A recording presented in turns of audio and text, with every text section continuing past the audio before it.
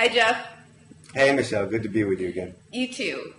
So we should start by introducing ourselves. My name's Michelle Goldberg. I'm the author of Kingdom Coming, The Rise of Christian Nationalism, and The Means of Reproduction, Sex, Power, and the Future of the World. And I'm a columnist for the Daily Beast. My name's Jeff Sharlet. I'm the author of C Street, The Fundamentalist Threat to American Democracy, and The Family, The Secret to Fundamentalism at the Heart of American Power, and I'm a contributing editor for Harper's Magazine. So it's interesting that your new book, and it's interesting, and I'm also sure it's no accident that your new book about the family was accompanied by the publication of a very strange and kind of uncharacteristically disappointing article in The New Yorker that was this really, The New Yorker, as I think I've said when we were talking before, is the magazine, and not just the magazine, maybe the institution I respect most on earth. But this piece was such a strange and servile whitewash of the family, this piece that was published a couple of months ago. And so I guess, my first question for you is, what is, having written a whole book about this organization before, what's new in the organization, kind of both in your book and also in their attempts to repair their own image? Managing PR, as they put it in one email correspondence related to that New Yorker piece.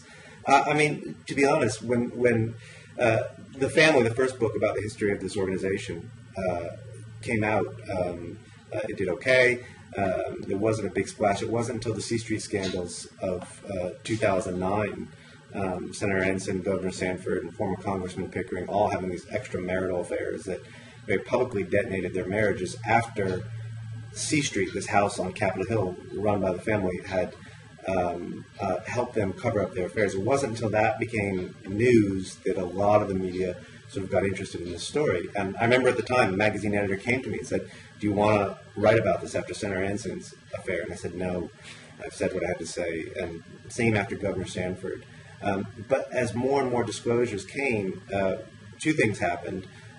One, I started getting a glimpse into the sort of the contemporary functioning of the organization that I hadn't had as essentially a writer working mostly from archives for the family. I worked from 600 boxes of documents that the organization had stored in the Billy Graham Center archives. But also because the book, The Family, was doing well, people from within the organization who wanted to talk about it, wanted to talk out, whistleblowers in effect, were coming forward, sharing documents. And so I thought, well, look, here's this opportunity to really bring the story right up to the present in a way that I couldn't with the last book, to in effect write what I wish had been the final chapter of The Family, but became this book, C Street. And as events developed and some of the other parts of the story, like what's going on in Uganda, really blew up, the book became to me not just sort of an opportunity, but in some ways a necessary next step in documenting this movement and its influence. But can we talk about Uganda? Because, that's a place where we've both spent time, and it's probably the country in the world, I would argue, where the influence of American fundamentalism, American-style fundamentalism, has been kind of both most profound and most detrimental. There you can trace this direct line, right, between these anti-gay American demagogues who show up in Uganda and then these spasms of anti-gay hatred, that kind of have, rippled through both the legislature and the society there. Did you see the story that's been happening right now where one of the tabloid papers, Uganda has this really active tabloid press, right? And there was a paper that just published a list of I think Uganda's top 100 homosexuals, with calls for them to be hanged, and people have already had to go into hiding. Well, first, I've written about the the influence of the Christian right more broadly, and specific, not just Rick Warren, but a few other characters who've gone and lectured over there, and who've been involved in helping to write some of this anti-gay legislation. But what was the family's specific involvement? Well, that story, I touched on Uganda and the first book, Family, in just really one page, and actually looking more at the business relationships. A prominent businessman is involved in the family who, through the National Prayer Breakfast, had won himself a $500 million no-bid contract for a hydroelectric dam in Uganda that became not just scandalous, but really in some ways the sort of showcase corruption situation in Uganda. But I hadn't really gone much further than that, although I knew the relationship was old. And when the anti-gay bill sort of started hitting, not even the mainstream news, but sort of more the activist news, I started revisiting, saying, well, is there any connection to this? And looking at the author of the bill, a man named David Bahati. Mm-hmm. Well, David Bahati, as it turns out, is the he's the secretary of the Ugandan, what you might call the Ugandan C Street, as it were. This a group of parliamentarians in the Ugandan Parliament, about 60 strong, modeled on the same group in Washington. When you say modeled on, I mean explicitly. Like, what is the relationship between the Uganda organization and? David Bahati, before he was even a politician, came to the United States. He had some friends who put him in touch, who had studied with the Family Research Council. It's a Christian right organization. He came over and studied with the Leadership Institute, which is another sort of conservative political organizing institute. And they put him in touch with the family. So that's when he first started going down and visiting the family, getting to know the politicians. He became a regular at the National Prayer Breakfast. And he tapped into, when he went back to Uganda and he ran for parliament, and as soon as he got there, he said, I want to be a part of the movement that he already knew that they had organized in the Ugandan parliament. The relationship goes back to 1986 when the current president, Museveni, first came to power, and a family activist went over and talked to them. And memos describing the situation, he says that it's important that Uganda, the most Christian, I'm paraphrasing, the most Christian nation in Africa, not go in the wrong ideological direction. They were concerned that Museveni, who came to power as something of a leftist, would align himself with the leftist states. And so they really reached out to him. Senator Chuck Grassley was involved. Chester Crocker, who was, at the time, Reagan's Assistant Secretary of State for Africa, the guy who was behind that big build-up of apartheid militarization.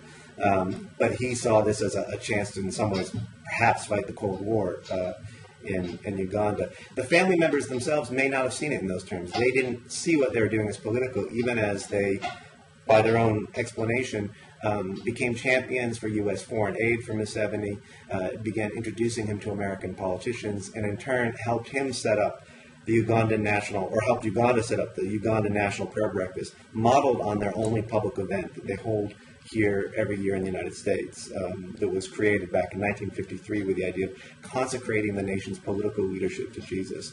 Well, they wanted that for Uganda too, and out of that grew this regular weekly meeting in the Parliament, designed according to, and I spoke to one of the original members. I spoke to David Bahati, who's the current secretary of the group, and Minister of Ethics and Integrity James Nsaba-Baturo, who is the chairman of the group. It is designed to help bring Uganda in line with what the family, the American family, describes as a leadership led by God. And they do that, according to Bahati and Baturo, by seeking biblically based legislation. And they also do that by staying in touch with the Americans. So they arrange for Americans to come visit, like Senator James Inhofe, who one of the documents I was able to get a hold of for this new book was a budget designated for Inhofe to go and teach the poor Africans how to be Christians. I mean, there's a real element of well, there's a huge amount of missionary activity back and forth, right? And I mean, one of the things that I think is so interesting about Uganda is that it's gotten to the point where they send missionaries over here. Usually missionaries have been kind of trained by American style, either American or American style megachurch Pentecostal pastors. They come over here and present themselves. I think they're infatuated with this idea of, conservatives are infatuated with this idea of themselves as being,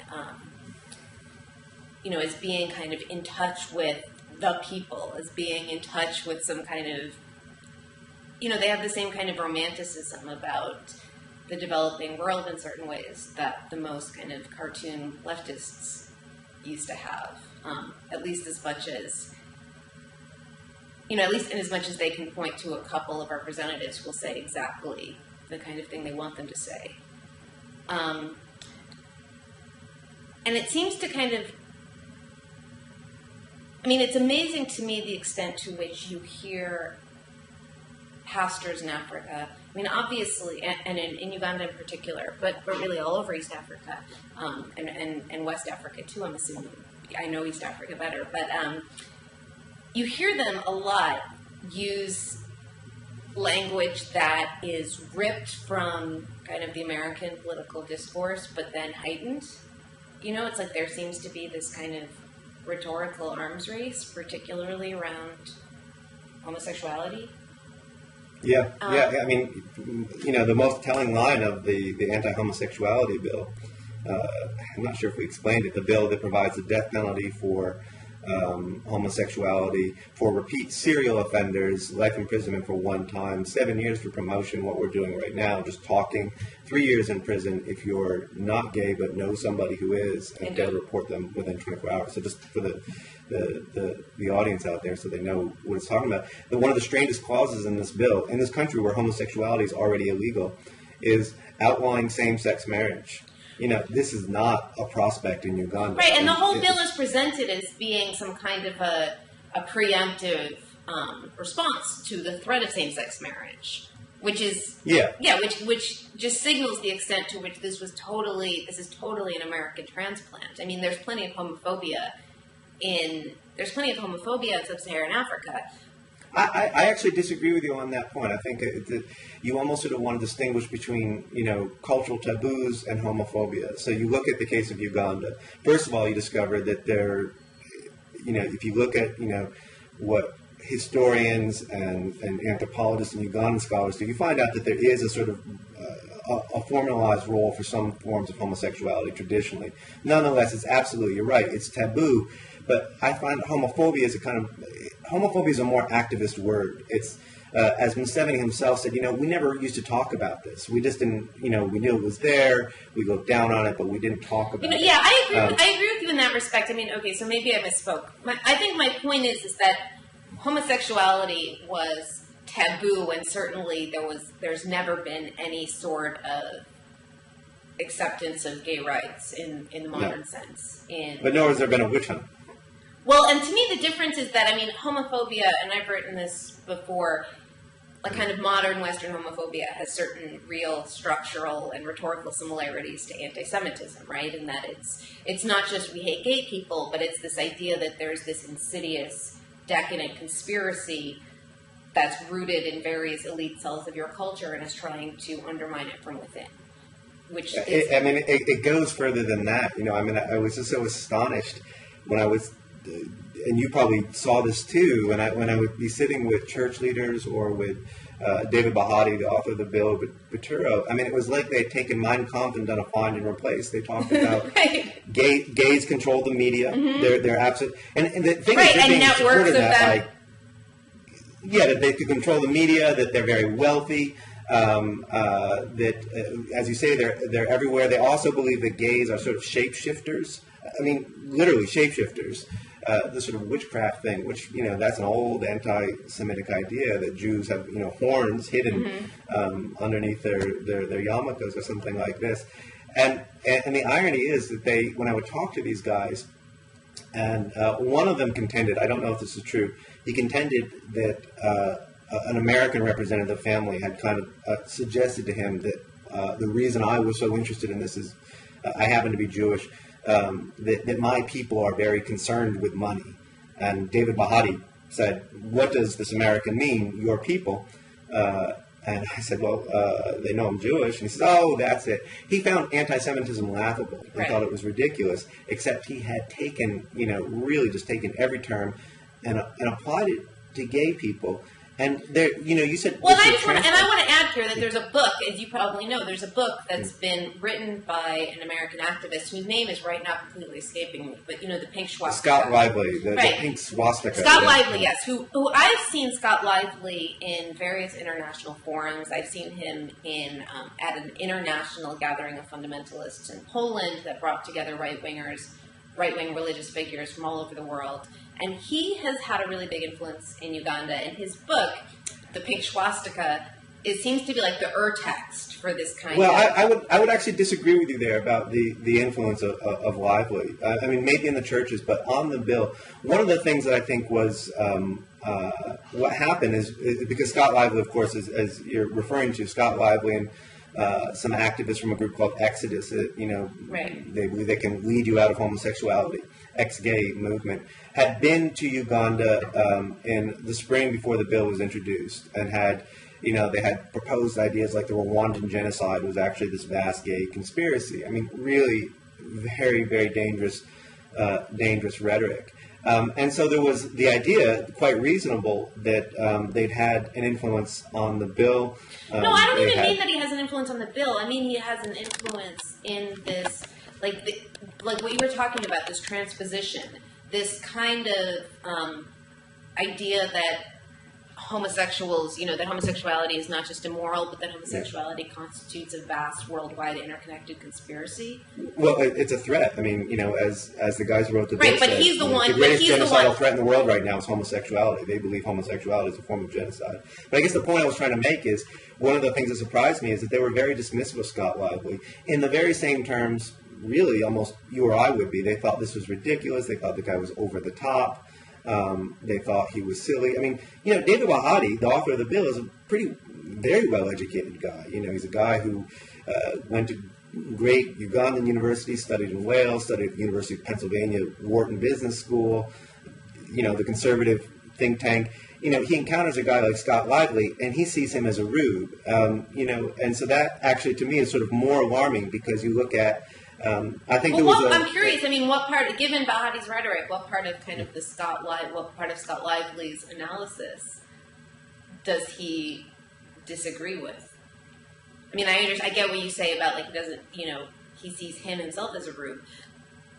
But is there any difference between their rhetoric? I mean, it's not as if Bahati is a kinder, gentler face of this sort of thing. No, it's functionally the same. I think what's important though is what happened in the United States is we saw a lot of gay rights activists and so on focus on the Lively, and Lively is a good boogeyman because he's so off the wall, he's so fringe, and frankly, he's so easily dismissed. You have a much deeper problem when, and this is why I thought the family was more important, even though some of them have opposed the bill. But you've got to look at someone like Senator Jim Inhofe, who's going over to Uganda on a regular basis, who is the leading opponent of homosexuality in the Senate. Arguably, his only competition would be a fellow C Streeter, Senator Tom Coburn, or a former C Streeter, Senator Sam Brownback. So these are the guys who are out there fighting that fight. Wait, but let me get that. Where does someone like Bahati get the idea, again, not just that homosexuality is, a menace to the family, as not the family, uppercase, but like a menace to families or a menace, kind of as.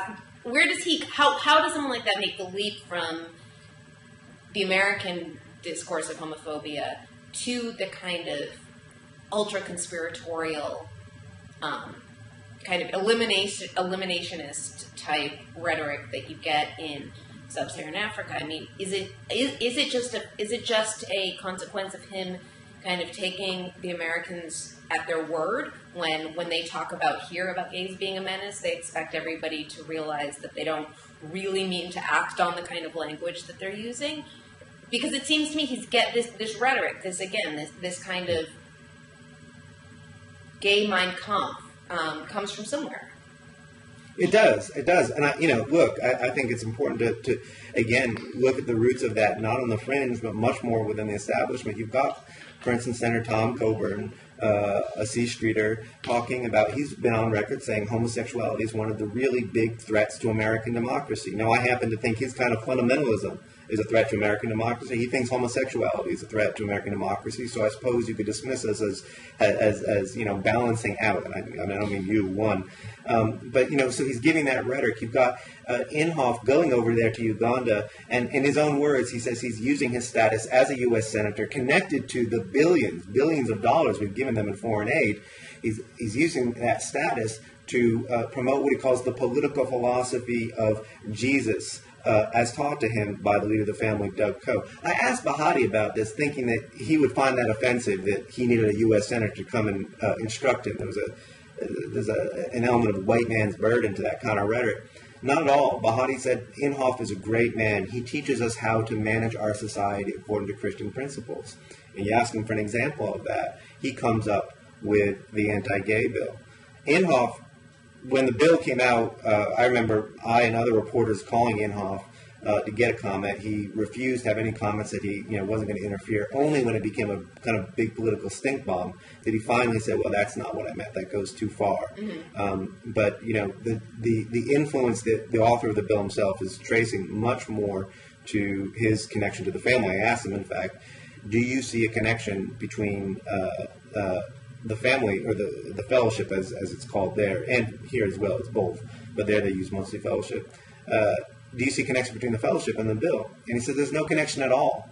He said the bill is the fellowship. It's not a connection. The bill is the fellowship. Have you talked about Hadi since the American right started distancing themselves from the bill? Oh yeah. I went and visited him in April of this year, and we stay in touch. And what was his reaction? When his kind of erstwhile champions started, denouncing this initiative? He called it a dark period, and he blamed. I was very flattered. He blamed me and Rachel Maddow, and said that he thought that we might be a gay couple. It sort of gives you an insight into. When they talk about homosexuality, they're not talking about homosexuality. They're talking about a kind of a figure of sort of the imagination. Mm-hmm. The points that I thought were interesting, that both he made, everyone I spoke to, all the top leaders involved with this thing, Baturo and the ethics ministry, Bishop Julius Oyet, who's a religious leader in the country with a lot of American support. They all said that what happened is that after it became a big media story, after Rachel Maddow picked up on the reporting I was doing, and we kind of really got it out there, a lot of politicians had to distance themselves. And they said, what they had learned is that that American politicians were afraid, because gays control the media, of course, but also that they were heartened that a number of leaders were quietly reaching out to them saying, look, I can't say this in public. It would be political suicide, but I still support you. Now, how do you verify that? For instance, Bahati implied pretty strongly that Inhofe was one of them. He said there were 6 congressmen who had indicated this to him. Maybe he's just exaggerating his own influence. On the other hand, I witnessed it happen while I was there in Uganda with Pastor Lou Engle, who I know you know and have reported on. But for folks out there watching this or listening, Pastor Lou Engle is a Christian right leader. He's not a part of the family. He's his own separate power base, and that's important to emphasize. There's all kinds of fundamentalisms converging here. But people may know him. During the healthcare debate, he led Senator Sam Brownback and Senator Jim DeMint, who both are C Streeters, and a couple other congressmen, in a televised prayer against healthcare. They fought spiritual war against healthcare. That was Pastor Lou Engle. Well, he visited Kampala while I was there to hold a rally, and I was having lunch with David Bahati that day. We spent a lot of time just talking, and so we decided to go to the rally, and we drove down there, and Engle and his on stage, is a very passionate speaker, was talking about essentially that America has lost the war with homosexuality, but Uganda is, as he put it, ground zero. Here the line in the sand could be drawn, and Uganda could win the fight and teach America how to fight the gays. Then afterwards, I and other reporters went up to him, BBC went up to him, and asked him, and he said, well, he didn't know the particulars of the bill. He didn't support the death penalty. That was wrong. Then he goes over and he talks to Bahati and a couple other religious leaders and takes off on his plane. Bahati and the religious leaders and I left the rally together, and they were overjoyed, gleeful. And I said, why are you so happy? And they said, Pastor Lou came over and told us that he had just put one over on the BBC. He told them that he does not support the bill because he knows they're controlled by gays. And he came right over and told us that he's standing with us. He is very proud of us for fighting this fight. Okay, so wait, going back to putting one over. I mean, again, the thing that I thought was most egregious in the New Yorker article was to read the New Yorker article, you would think that some unrelated fundamentalists in Uganda proposed this outrageous bill, and the family steps out to quash it. I mean, that seemed to be the narrative. Yeah. And I should preface any kind of remarks on this that, like you, I revere and love the New Yorker, and know the legendary New Yorker fact-checking apparatus. So I have to say, my experience with it on this particular story was less than encouraging. Maybe just first to address the Uganda part, they sort of dealt with Uganda in two bits and two lines, saying that the family saw this as an opportunity to exert its influence. That was confusing to me because David Bahati, in fact, had brought the bill to a private meeting of international family leaders. Americans were there before he introduced it. Now, there's a dispute here. He is emphatic that he was given a green light, that no one expressed any disapproval. Some family leaders said that they expressed very clear disapproval. Another said that he didn't at that meeting, but he did it later. Others, they say others did express disapproval, but those guys have since been revealed to be more or less supporting the bill. So there's a lot of conflict. It does sound like a case of miscommunication. Wait, but let's back up, because I don't think the New Yorker even mentioned, maybe I'm wrong, maybe I'm misremembering, but I don't think the New Yorker even mentioned that Bahati was involved with the family. Did they? No. What the New Yorker did was beyond irresponsible. It put lives in Uganda in danger. It really, really did. It was factually incorrect. It was just an astonishing misstep for a magazine. It was such a wonderful magazine. And Peter Boyer, who over the years is a responsible reporter. But what that piece, if I can sort of back up and sort of tell the story of the piece, I mean, I got a call from the fact checkers a week before and asking me about various things. I said, well, they're going to do their own piece. That's fine.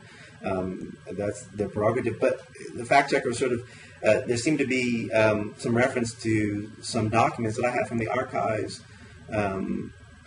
And I should say also the New Yorker had an advanced copy of my chapter, which I'd given to New Yorker and Harper's, for serial. And Harper's, the magazine, which I have a much longer and deeper relationship, decided to go with it. New Yorker signed an NDA, a non-disclosure agreement. So I said to the fact checker, I hope that none of my research is going to show up in the article. He said, oh, no, absolutely not. Peter Boyer did his own archival research. I said, oh, he went out to the archives. Yeah, he did his own archival research. He has these documents. I said, how does he have these documents? These documents are no longer available. I got mine before they were restricted. Oh, no. Well, the archive made an exception for us. I mean, very emphatic. And I was clear that I said, look, this is odd. Hour later, the kind of crazy email to get from a fact checker titled Correction. Boyer did not visit the archives. The documents in question were supplied to him by the family. That's not reporting. I don't know what you want to call that, but if I reported a story based on documents supplied to me by the organization, so with that kind of precedent, you sort of wonder what's going on here. Eventually, another source shared with me an email correspondence between A. Larry Ross, who's a sort of PR man for the evangelical world, very associated with Rick Warren, the Americans and the family, and the Ugandans. And the consensus seemed to be that New Yorker was a much bigger magazine than Harper's, which is true, so that this was going to be good news, and everyone was going to be very pleased with this. One person tried to suggest that, hey, maybe we should, instead of trying to discredit Sharlet's reporting, we should be taking issue with David Bahati, the author of this bill. Mm-hmm. And the response was very clear, so I'm told. the response was, Bahati is not the problem, Sharlet is the enemy. That's the attitude the group took, and in the context that they refer to as managing PR, managing fact-checking for the New Yorker. It's hard not to look at that article and think that Boyer just got rolled, and it happens to reporters. But why in the face of evidence to the contrary, the New Yorker would just not do a better job with the Uganda? If you read that piece, you would think that the bill is dead. It's not dead at all. Wait, let's back up, because you were talking before about you were talking about a meeting that there's various versions of, that some people said that they told Bahati to back off. Like, what are the different? And since then, Bahati's quite emphatic. He says nobody's told him not to go forward. Now, others say that they have. And, both these things may be true. They may be sort of trying to very diplomatically, because they don't want to cut ties with Bahati. Mm-hmm. They've made clear to Bahati that they remain in good standing. As Bahati puts it, and again, this is his word versus theirs to a certain extent, but as he puts it, he says, they told me they can't stay with me on this fight against the gays because the gays are so powerful in America. And I understand. He says they're being blackmailed by the gays. But we can still work together on other biblical issues like defense contracts. He meant defense contracts are a biblical issue. And I thought about it. It's true. There's a lot of swords and slingshots in the Bible. So that's also not that surprising. Ideologically, that doesn't really surprise me, right? I mean, these kind of fundamentalist connections over foreign policy go back quite a long way. Well, certainly, Senator Inhofe, who is the senator in the family has a project by which individual congressmen adopt certain countries and then work with the leader of that country to develop a biblical leadership. They select young leaders who are going to get training in how to think and talk and act, as they put it in their documents. From the family. There's a budget that's raised to bring those guys over to American training. So all this kind of stuff. Inhofe, who has adopted Uganda in a sense, is also the guy who's leading the charge on, a lot of people aren't really following this, the big American militarization of Africa right now. It's a big military buildup, the buildup of AFRICOM. And Uganda is one of, if not the hub for that entire very war-torn region. For this buildup. So it's not surprising at all, although you might say it's dismaying, but to get back to the New Yorker, and the New Yorker, by the way, is not the only mainstream media outlet that kind of screwed this up. Even more awful was The Economist, the high and mighty Economist, usually so great, which reported on the bill that the death penalty had already been stripped out of the bill. The death penalty was not in the bill. And they said that not to worry because that proper Anglican churchmen in Uganda would settle this. They sort of suggested that this was something from the Pentecostal rabble, and that moreover that a schism in the Ugandan Pentecostal movement would put an end to the bill. Which that just shows such. Wait, that also none of this is true. None of this is in any way factually true. But that also shows such a misunderstanding of kind of the role of the Anglican Church in Africa. I mean, the Anglican Church is not stated buttoned up in the manner of the Episcopal Church here. No. It was. This was a piece that was sort of reported from the theology department of Oxford or something like that, not in Kampala. I wrote a little piece about this online, not actually saying, "Wow, this is really a mess up." Got an email from the Africa editor for The Economist acknowledging that the death penalty, in fact, had not been stripped from the bill, but they had been assured that it would be, so they weren't going to correct that. The Anglican issue, as I pointed out, David Bahati is an Anglican, as is Peturo, his biggest supporter. The guys pushing the bill are Anglicans, and in that they have the backing of Archbishop Luca Rombe, a guy who was so close to the family in the United States that across from their headquarters in Arlington, there's a room for him called the Bishop's Room. This is essentially an Anglican project with Pentecostal backing, and that kind of misreading, that kind of insistence, again and again and again. I think of it as a kind of knee-jerk centrism. There's a sort of a class assumption here that proper Anglicans will stop this. That in the New Yorker, that of course this is this is unpleasant and ugly, and the family, took a strong stand against it.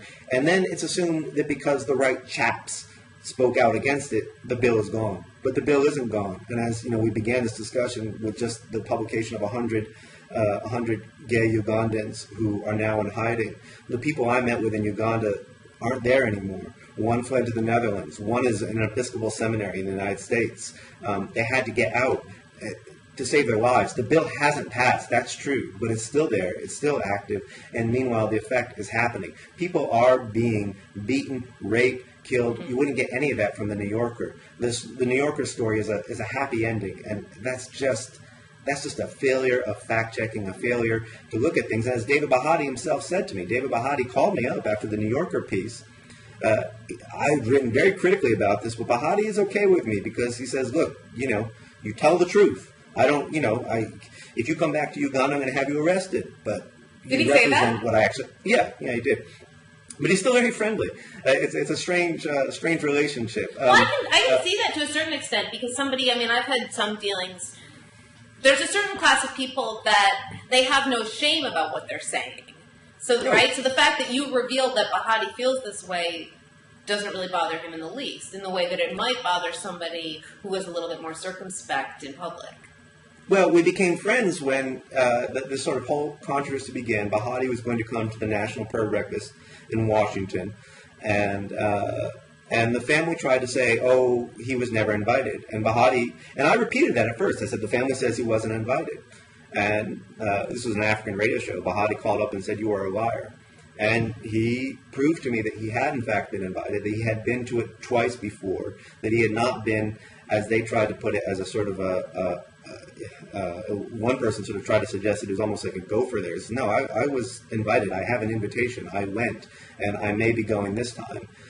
So when I went out and I said, okay, here's what Bahati is saying. And so he saw that, look, if he gave me the evidence of what he was saying, and you're right, he has no shame about it at all. He's quite proud of it. Then I would report it. He was much more frustrated with the New Yorker. He says, how does this magazine, the New Yorker, suggest that the bill is dead when the reporter never even called him? And this was his point. He said, look, he says, Jeff, I think you're part of the international gay conspiracy, but you bothered to come to first you called me, and then you bothered to come to Uganda and talk to me at length and find out what I'm doing, how I see what I'm doing. The New Yorker reported on what's happening here without speaking to anybody in Uganda. And here you have this Ugandan legislator calling out the New Yorker on journalistic practice, and he's right. He's right. There was a very, very chummy, clubby kind of cigar chomping kind of boys will be boys piece, and unfortunately, it puts lives in Uganda at risk because it takes the pressure off. It makes everyone think everything's okay there when, as we can see, it's getting worse. What is the family's? Given that the family, as you've always written it, is the very opposite of a populist movement. Where do you see the intersection between the family and this kind of new class of Tea Party type congressmen that we're likely to see elected after 2010 or elected after November?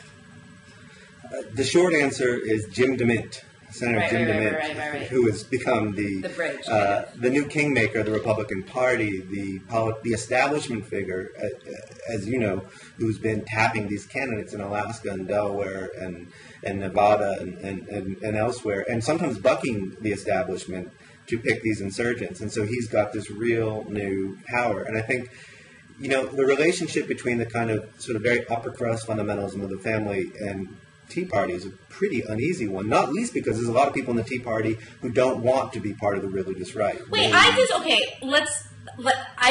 disagree with you there. Whether or not there's grassroots activists, I'm sure there is, and whether or not is it the Koch brothers or the Koch brothers, however you pronounce that? Koch brothers, yeah. They seem to have kind of libertarian leanings, although not. If they're if they're rooted in the John Birch Society, the John Birch Society had serious fundamentalist strains. Oh, and they financed Senator Sam Brownback's almost entire career. And I've long seen the Tea Party as just a new iteration of the religious right, in which a different part of the religious right has kind of come to the fore. The evangelical in the broad sense, the kind of smiling, world-embracing version of the religious right that was maybe represented by somebody like Marvin Olasky, who thought that you could...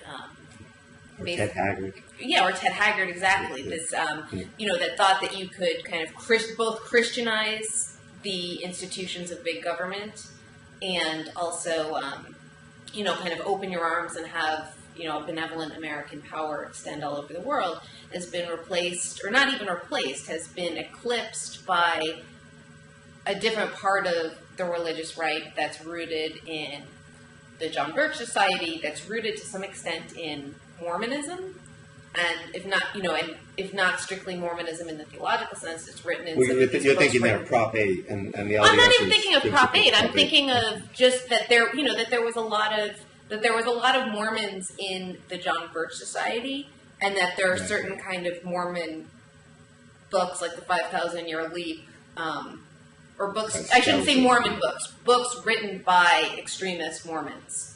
This is a book made a bestseller by Glenn Beck. Right. Glenn Beck, it's become this, Bible of the Tea Party. And it's this very theologically charged version of American history that, that also owes a lot to Christian Reconstructionism. And there's a huge influence, I've argued, of Christian Reconstructionism in, just as there was in the militia movement, and now as kind of militia ideas have moved into the mainstream. You're seeing, Sharon Engel, who may be a senator in a couple of weeks. I wrote about Christian Reconstructionism in my first book. And Christian Reconstructionism, for those of you watching at home, is it's an ideology that's really easy to dismiss because it is, almost like what you said about Scott Lively, except it's actually more intellectually rigorous. At least it's kind of internally consistent. But it's the hardest theocratic wing of the Christian right. It basically believes in instituting the Book of Leviticus as civil law. Stoning of homosexuals, stoning of adulterers, stoning of disobedient children. It's incredibly harsh. But let me jump in there because that's a point where we've disagreed before. And I know blogging heads always likes us to disagree because it makes for more fun. On the one hand, I agree with you completely that Reconstructionism has been overlooked, and in some ways it's the intellectual avant-garde of fundamentalism. The Reconstructionist thinkers were guys who are not hillbillies. They're not this caricature of fundamentalism, which was never accurate to begin with. But it certainly goes much further than even someone like Senator Tom Coburn or Inhofe would want to go. But I think the mistake that we make is when we focus on the stoning of blasphemous children and adulterers and so on. And Rushdoony, as you know, the sort of the founder of the movement, he wanted all that to happen. But you go back and you look and you talk to his heirs and so on, they understand that it's not going to happen. That they're not going to get. But what they might get is an economy. Wait, I don't know that they do understand that they're not ultimately going to get that. Because the entire... maybe ultimately, but not for a long time. Right, for sure. But because the whole in the meantime, what they can get is Tea Party candidates who are going to do that. We're going to blow up the economy and are going to institute the invisible. You asked sort of what's the connection between the C Street and Tea Party. And I said Jim DeMint. Wait, but let me. Right there is that they're not going to be able to stone blasphemous children, but they are going to be able to destroy perhaps the Department of Education. Which frankly, in the lives of many kids, destroying public schools is going to have a pretty awful effect in itself. So that's I was saying, that the fact that they're so extreme allows you to dismiss them, but the fact is that Rushdoony, in this kind of mammoth tome that he wrote, the Institutes of Biblical Law, and many of his followers have elaborated this whole this whole theory of American history. I mean, a lot of the Christian nation stuff comes from them. A lot of the revisionist Christian history comes from them. Yeah. And they're also interestingly... David Barton, who you see on Glenn Beck every night now. Yeah, I just wrote about a piece about David Barton. It's really astonishing that David Barton... And David Barton is taking that from Rushdoony. A lot of these guys, Francis Schaeffer, who was, the sort of the guru of the modern Christian right, took a lot from Rushdoony, although he ultimately saw Rushdoony as crazy. But that idea of sort of reconstituting all of American history as this narrative that is leading us inexorably toward the fulfillment of some kind of Christian manifest destiny, that was something that was reintroduced into the mainstream of Christian right thought. The other thing that I think is important, Rushdoony, the other thing that I think is important about Rushdoony and some of the others is that there's a kind of a facile assumption, I think, among a lot of people that there has to be that people who call themselves libertarians and theocrats can kind of never get along. And it makes sense to a certain extent, right? That like the kind of libertarian who works at Reason magazine is never going to get into bed with Christine O'Donnell or Sarah Palin or something. But there's another kind of... I got an email from the Cato Institute a little while ago. Was it David Boaz that was over there? Mm-hmm. Saying, could you please stop referring to us as conservative, and giving me links to their long list of opposition to Christian right positions. But right, these are kind of urbane elite conservative, urbane elite libertarians. But there's another kind of libertarianism. I mean, Howard Phillips, who is the founder of the Constitution Party, which Sharon Engel used to belong to, and who is, who told me that Rushdoony was the greatest man he'd ever known, and is, kind of fully buys into, is a full member in good standing of the Christian Reconstructionist movement. They consider themselves libertarians because they want to see power devolved into basically, they want to see the basic unit of society being not the individual, but the family.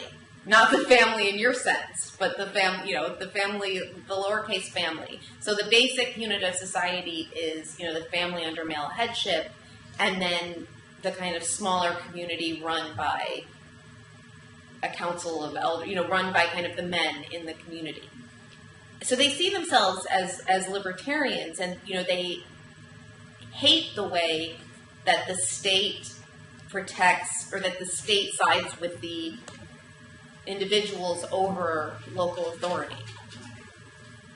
Well, but let me bring this back then to Jim DeMint, because I think we got in a disagreement there when I said, part of the Tea Party sees itself as just economic, and what I wanted to follow up and say is that which part? Who do you see in that? The woman who was debating Brian Fisher from American Family Association, who says the Tea Party is a religious movement. This woman got up there and said, no, we are not, and we're not taking an issue on abortion. We're not taking a position on abortion, and so on. But that's going to be the losing faction, and I think that's where you look at the influence of elites like Jim DeMint, Senator DeMint, as much more important. He's saying to all these candidates who want to come to Washington, he's the gatekeeper, and the price of admission he's charging is you got to put a religious stamp on your economic policies. It's what's spelled out in his book, Saving Freedom, in which he says, you can't serve two masters. You can't serve God and government. So we have to demolish government in order to serve God. But where I disagree, the invisible hand, and that. But look, the reason I want to emphasize that is that DeMint, Coburn,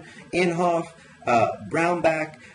These guys are in a position of much greater power than Howard Phillips.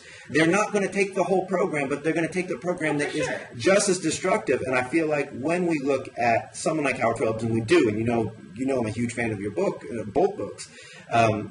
But I feel like that we risk making the same mistake as we do with Scott Lively, as we look at the guys who can be easily dismissed, who the family will come out and say, oh, those guys are ridiculous. We don't support that, even as they pursue a theology of privatization. What the leader Doug Coe says, what would Jesus say about Social Security? What would Jesus say about building roads? And the answer historically for the family has always been privatize.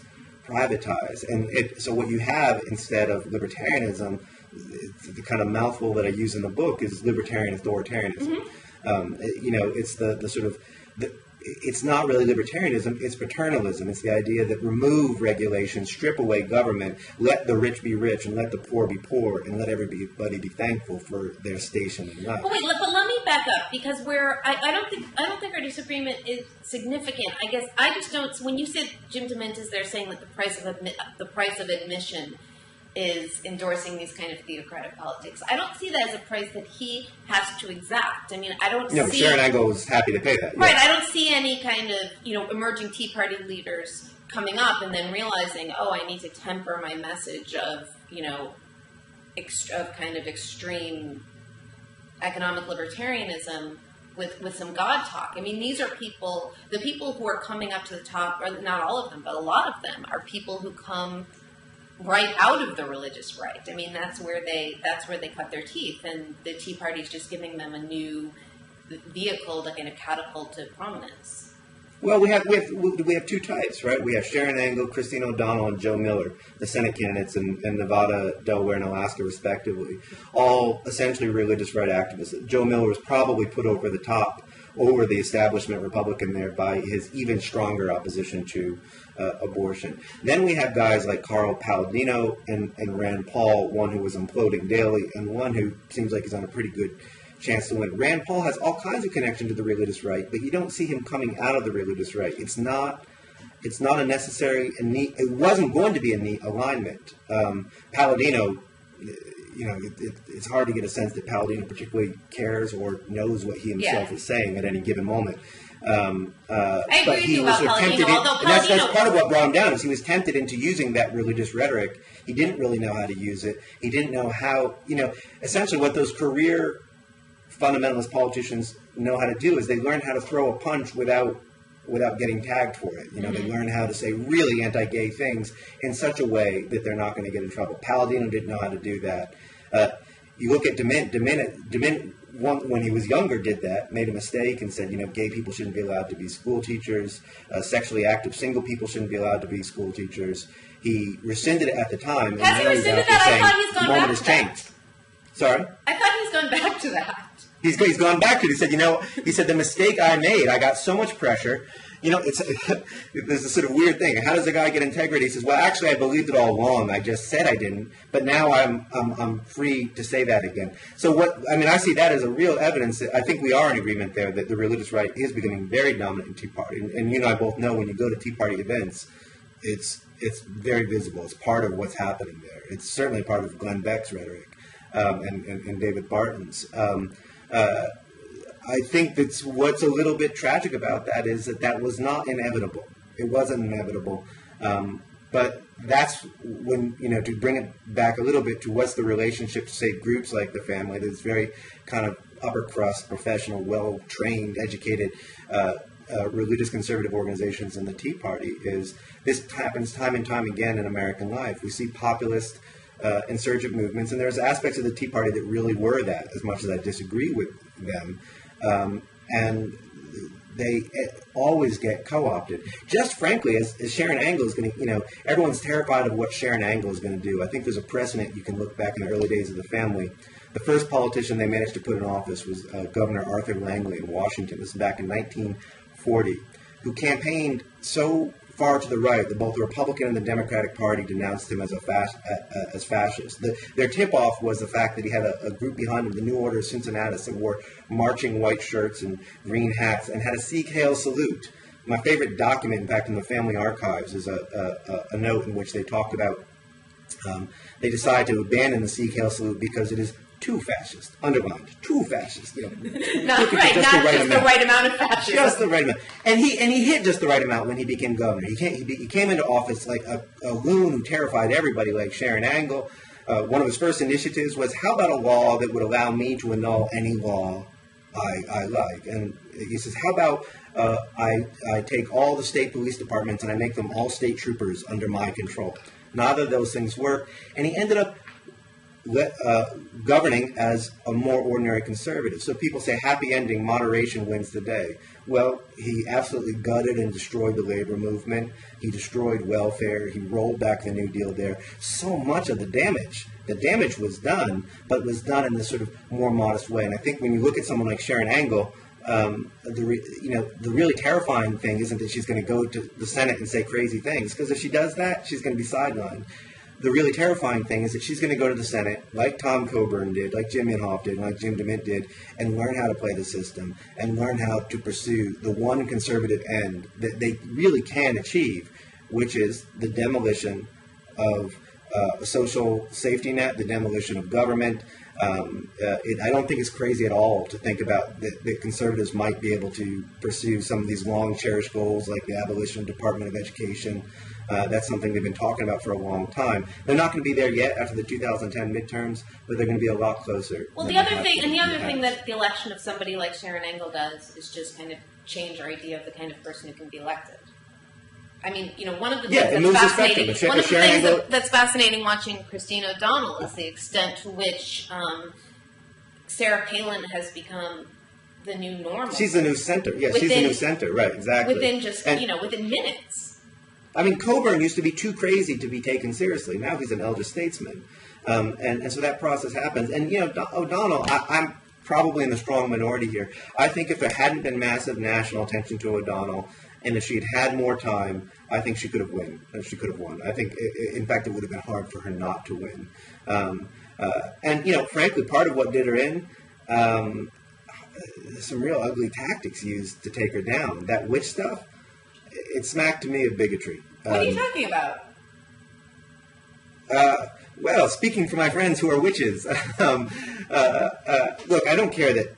My problem with Kristen O'Donnell is not that she was a witch when she was a teenager. My problem is that she doesn't understand the government that she's standing for. My problem with Christine O'Donnell, the thing yesterday where she doesn't seem to understand the First Amendment, where she says there's no separation of church and state in the Constitution, and everybody giggles and says this is how far to the right she is, instead of looking at the fact that you've got at least 3 or 4 dozen congressmen in Congress now who believe the same. Right. Inhofe, who says the separation of church is the phoniest thing there ever was. You've got what was interesting.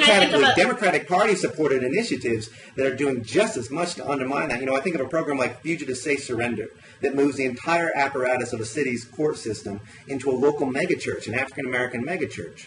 Marshals encourage people who are wanted for anything, and most people are wanted for very, very minor things, to turn themselves into the church. If they don't, that's followed by doors being kicked down. Let me back up. One of the things that I thought was, there's 2 things about this. I mean, I thought that the witch thing was interesting, not because, oh my God, Christine O'Donnell was a Wiccan. I don't think that she was. I'm sure you've heard this before, too, from people within, kind of people's conversion stories, people's I was lost and now I'm found stories, often includes... Not often, but I've heard it several times, people saying that they used to take part in horrific, satanic kind of occult activities, in part because I think that there's a delusion that these sorts of things are actually rife in the world outside the church. I mean, you must have interviewed people who also told you stories about their lives before they were saved. Oh, you go to a teen fundamentalist event like Battle Cry, and every 17-year-old you meet turns out to have been on a satanic altar at one point before they got to the safe point. But that's it, exactly. You said it right there, the lost then found narrative. So there's 2 things that were sort of off-putting to me. One, that rhetoric isn't fringe. That's really mainstream evangelical rhetoric. I guess, but it also smacks of delusion and dishonesty. I mean, it may very well be that you can't hold the rhetoric that someone's salvation testimony, you can't hold to the same standard as somebody's, kind of political campaign narrative. But the fact is that this is somebody who,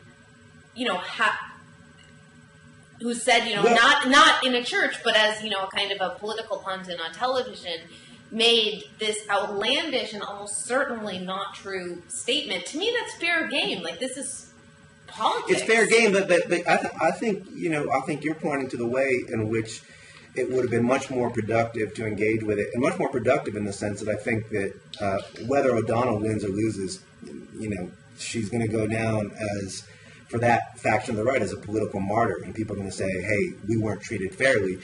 To engage it as a lost and found narrative, because that's what a lot of people who don't share that particular worldview, what they hear her saying is the same thing as a congressman says, when I was a kid, I was wild, I was wild, I was out of control. I did things when I was young that were really awful that I'm ashamed of. But now I'm found. I was in the darkness. Now I'm in the light. That's a story that people recognize. So instead of saying, what a stupid story, which is what most of the press did, instead of saying, well, O'Donnell, were you really lost? Tell us more about this. Is that really what happened? And are you really found now? Tell us more. You're basing your claim here that you were in the darkness, now you're in the light. Well, you've got to tell us a little bit more about what the darkness was and what the light was. You see something like Ralph Blumenthal, candidate for Senate in Connecticut, the Senate Democrat, who tried to do a little bit of the same thing, tried to suggest that he was a Vietnam veteran when he wasn't. He was trying to say, hey, man, I've been out there. I've seen the hard things. He was lying. He wasn't a Vietnam veteran. And I think that was, and look, the Republicans challenged that very successfully. And they just said, we're not disputing the fact that having been in a dark place and being now in a light place, a good place, is a trajectory that you want to talk about. We're disputing where you said you were. And I think that's what you say. You say to Christine O'Donnell, tell us about this. You really... Right, you really had a date on the satanic altar where did they keep the satanic altars? And ask very respectfully. In other words, ask respectfully. So if that was your religious practice when you were a teen, we're going to deal with it respectfully, as we should. Say, oh, were you a Wiccan? Was this part of a practice you had with other people? How did you decide to leave it behind? All that kind of stuff, I think. Not only is that probably good politics, but more fundamentally, we're asking fundamentalists to come and come into the public square and engage in the democratic debate to bring the sort of the noise of democracy, which is the phrase I kind of cling to in the book, in response to the family's idea that politics should happen, as they put it, beyond the din of the vox populi, beyond the voice of the people. So we want to say, come in and debate with us. Everybody is welcome, even if you have crazy ideas, even if you're Jerry Falwell, even if you're Christine O'Donnell.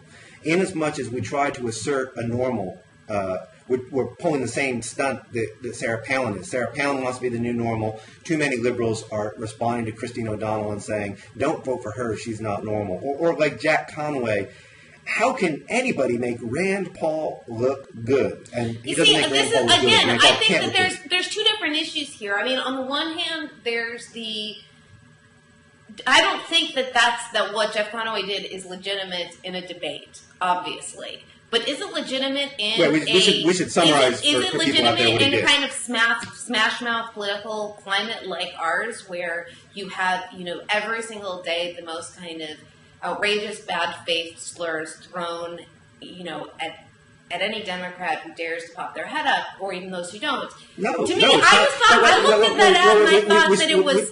We should explain to people out there what he did, because a lot of people didn't follow that story. Well, so first I guess we need to start, and we should probably wrap this up soon, so we can wrap it up on the note of Rand Paul's youthful kidnapping escapades.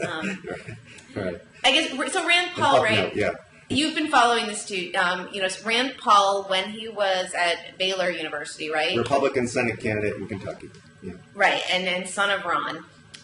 When he was at Baylor University, him and... It wasn't a fraternity, right? It was like a... No, it was a free thinkers club. Okay. It was the secular club. They... Or at least that's how Conway characterized it. I don't think that was true, actually. Is that right? It may be, but that's how Conway characterized it. He said this was a group designed to make fun of faith. And so they... right, so they kidnapped basically... this woman. Was it a prank? Was it a prank that should be considered kidnapping? We don't know this. They did something unquestionably asinine, right? They kidnapped this woman and they made her worship Aqua Buddha, who Jeff Conway has, kind of idiotically pretended to believe is an actual Buddhist icon, as opposed to being is a synonym. As opposed to being a synonym for marijuana, right? I'm sorry, I lost part of it there, but I think you were talking about Aqua Buddha being a bong, yeah? Right, but who Jeff Conway kind of insisted with this kind of irritating prissy literalism to think that she was making that a false idol. That he was making her bow down to a false idol. It's one of those things that it strikes me as, on the one hand, kind of You're absolutely right. Yes, that this is, exactly the kind of, the idea that somebody should be, kind of lashed for their youthful iconoclasm, or he certainly should. Actually, I think the fact that he kidnapped this woman is an issue. Whether or not it was all in fun or not, she didn't seem to think it was fun. So that's an issue. Okay, that's awful. But the is it kind of idiotic, and is it jingoistic? Sure, but it's also, it strikes me as just that it would almost be kind of political malpractice, given the state they're in and given the state of our politics, for Jeff Conway to have not done something with that. Look, as far as I look at it in the same context that Mike Huckabee, and God, I realize that people out there might think I'm speaking from a position of the right. So just to clarify, Michelle knows where I'm coming from, much more left of center on this. But back in 2008, Mike Huckabee got really frustrated because Obama in South Carolina had a mailer that he was putting out there saying, vote for Obama, the Christian candidate, or something like that, with a big cross behind him. He said, if I did this, I would be crucified, so to speak. And I think the same thing with Jack Conway. If a Republican went out there and said, don't vote for my candidate because when he was young, he was a member of an atheist group that mocked other people's faith when he was in college and equated Aqua Buddha to a false idol. And there's a real implicit there, Buddha's a false. He was just I think the ad actually shows a Buddha, if I'm right. I didn't actually see the ad. I saw the debate where he was going after. Right. No, so I don't think it's implicit. I think it's explicit. It's explicit.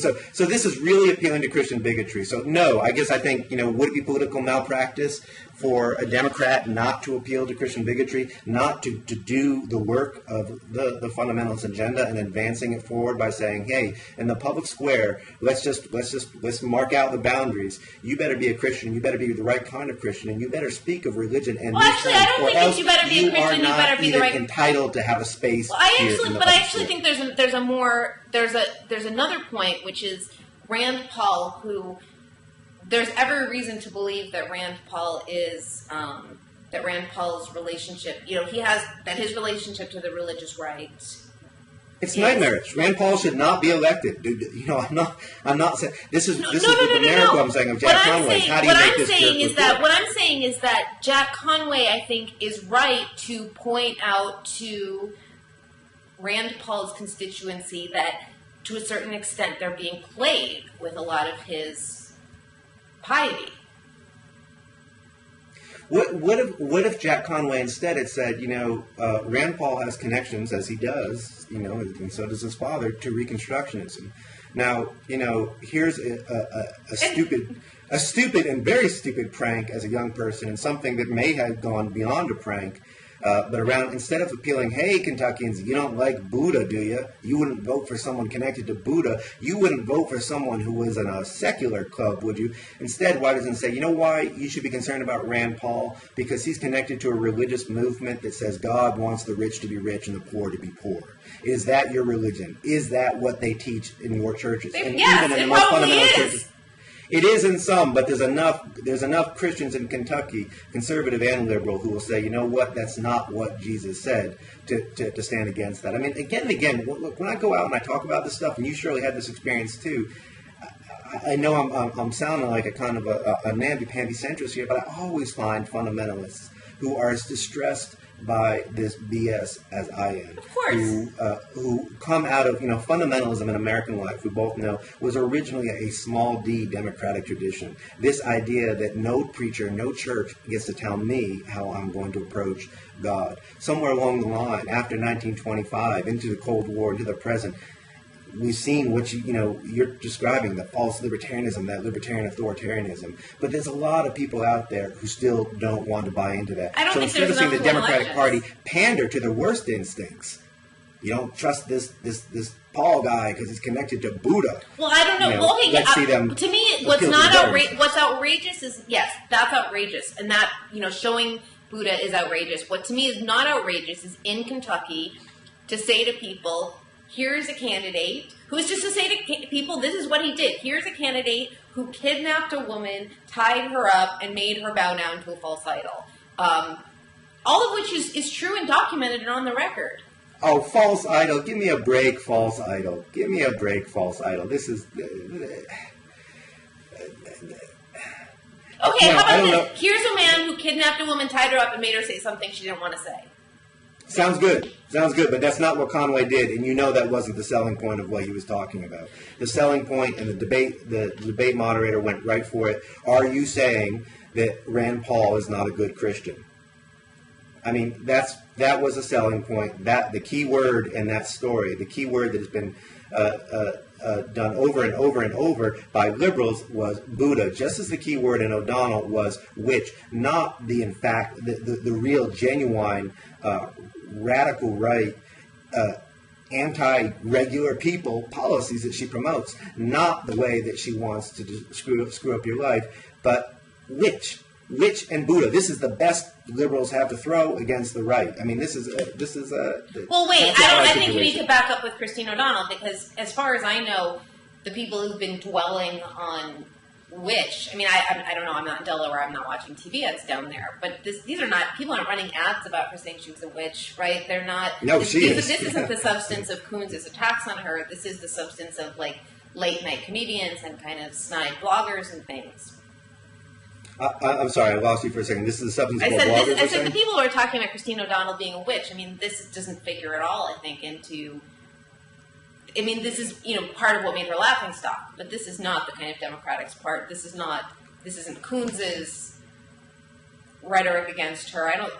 No, it's not. But I'm not particularly interested in the distinction. I mean, to me, Really, you think that the mainstream media and the Democratic Party are basically the same thing? I mean. No. I think what I'm interested in.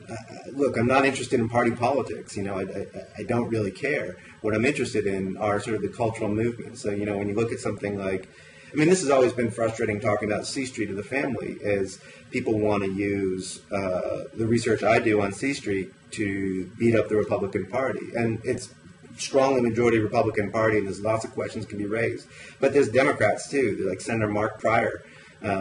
Democrat from Arkansas. Here's our fine Democratic senator, anti-gay, anti-choice, anti-labor, anti-healthcare, pro-war, and he doesn't believe in evolution and doesn't want it in the schools. But he's a Democrat, so we stand by our man. Here's a guy who explained to me when talking about the family and bipartisanship that he said that Jesus taught not to come. He says what bipartisanship means is that Jesus didn't come to take sides; he came to take over. That's a Democrat. So I'm interested in the cultural movement that can create that mindset. And I think when you look at something like a guy like Pryor down in Arkansas, or like the response to O'Donnell, there's no question that the sort of the centrist establishment response to O'Donnell has focused on the fact that she said she was a witch. That's what everybody knows about O'Donnell. That's the punchline. And so whether or not Chris Coons' campaign did anything with that, good for Chris Coons if he hasn't been playing that. Good for him. But when we talk about the sort of the cultural moment and where our sort of rhetoric in talking about religion in the public square is, I think that's the more worrisome issue to me. Let's end it there, because I think we've been talking for an hour. Yeah. Sounds good. Thank you, Michelle. Okay, yeah. I'm glad we found things to disagree about. We I know. come from a pretty similar place, but we managed to do it. Well, thanks so much, Jeff. Thanks, Michelle. Talk to you soon. Bye-bye.